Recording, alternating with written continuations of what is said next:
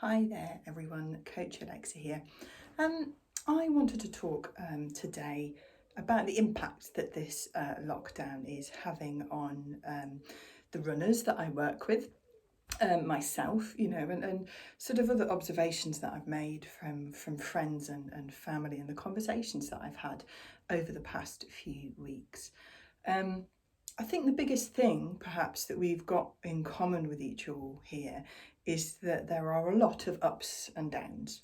So I know personally that I'm having some days where I'm feeling productive or creative or energetic or really kind of raring to go with my training. And then there are other days where it can be quite the opposite, where, I'm procrastinating maybe a little bit more with work, where I'm definitely procrastinating a little bit more with my training, where the things on the general kind of life to-do list just linger that little bit longer.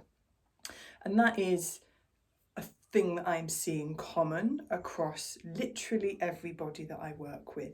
So all of my runners, from whether they're starting out to whether they've been running for decades, from people who are really kind of smashing their training and going for, super new personal bests, through to people that are running more for endurance or for more enjoyment.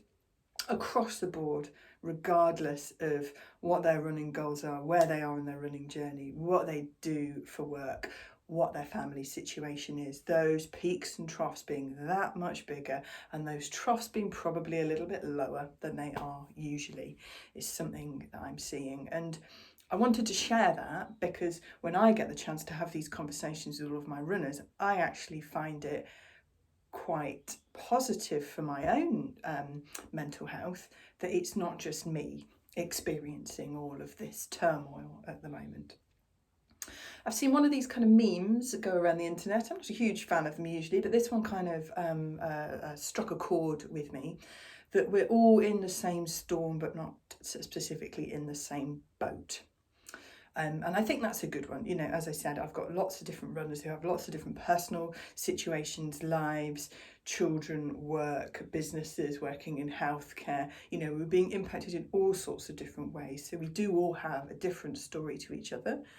But those themes about having those dips, those troughs, those variations in how we're feeling, and those mental energy dips are definitely a big part of the picture. Now, we all know that running, or hopefully we all know that running is good for our mental health as well as our physical health. And I think it often can become even more frustrating at times like this when you want to go out and have a good run and come back feeling better, when you're losing your motivation a little bit, or things aren't going quite as well as you liked, or you came back from a run going, that was just a bit bleh. And I've been thinking a little bit about some research that I was reading a year or two ago now, around the impact of mental resilience in endurance sport. And I've sort of been thinking about that and turning on its head a little to make sense of a little bit about what's going on at the moment. So the experiment that they did for people training for a marathon, they came up with this idea of a mental taper before race day. So perhaps in sort of 3-ish weeks before a marathon, you'd physically taper. So by that I mean you'd reduce your distance, you'd reduce your intensity. So you're feeling really physically fresh and full of beans, fully recovered and ready to go on the morning of race day. And what this experiment was looking at was doing a mental taper. And now I know this is a lot easier said than done with real life, but in this experiment, they were reducing the stressors that were on those runners in those 3 weeks before race day. They were reducing the number of stressful situations they were in, situations where they really had to think on their feet or think really hard. They were giving people more, downtime and relaxation time for their brain to be able to kind of decompress and think things through properly. So doing all these different things to help the brain be just calmer and have, in the same way that physically you've just got a lot of bounce and a lot of beans and a lot of extra energy physically when you've done a physical taper for a marathon, a similar thing happened when the runners had a mental taper, and actually their performance, particularly towards the end of the race, was dramatically improved. Now, that got me thinking, because that mental resilience, the mental bandwidth, they had increased these runners' mental bandwidth. So there was more of their brain available to deal with that challenging period at the end of a marathon, where it's not your body keeping you going. Anyone who's done a marathon or a long distance race will know at that point in the race, it is your brain that is deciding whether or not you can push on, or whether or not it might be a better idea to stop. The brain has a huge impact over our physical performance and what we can achieve on a day-to-day and week-by-week basis, particularly in endurance sport.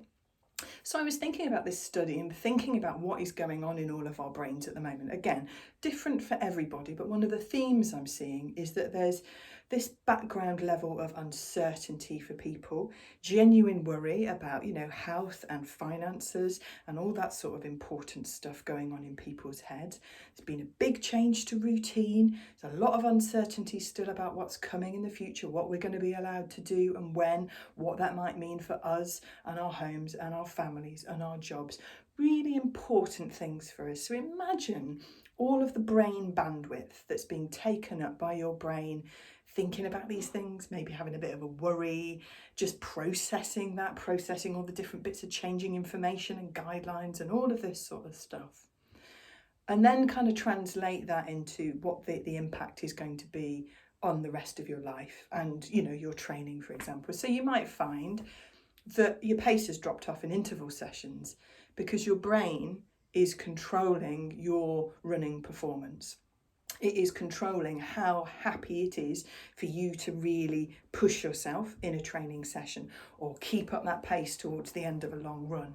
And if your brain is feeling nervous, anxious, unhappy, not comfortable with the current situation, it's going to have a smaller comfort zone. It's not going to be letting you push as hard physically. So it has all of these interesting sort of interlinks into your running performance. But that's the tangible thing, isn't it? You've perhaps got your watch on, your Garmin, and you can see that impact potentially. But it's having that impact on lots of other aspects of your life as well. Those adrenaline hormones are going to be a little bit higher. That's going to be impacting everything from appetite to sleep and everything in between. So I guess the sort of moral of this little video is to just be gentle with yourself. We're all in this same storm, all on a various different journey to each other. It's going to be impacting you in all sorts of weird and wonderful ways, some of which you'll be able to identify, some of which you won't. Just be gentle with yourself, be gentle with each other, and we'll hopefully be able to kind of come out of things having learnt more about our own mental resilience. And perhaps, who knows, a silver lining might be this mental resilience sort of training that we're having to do at the moment may in the longer term help us with our endurance sports. Happy running.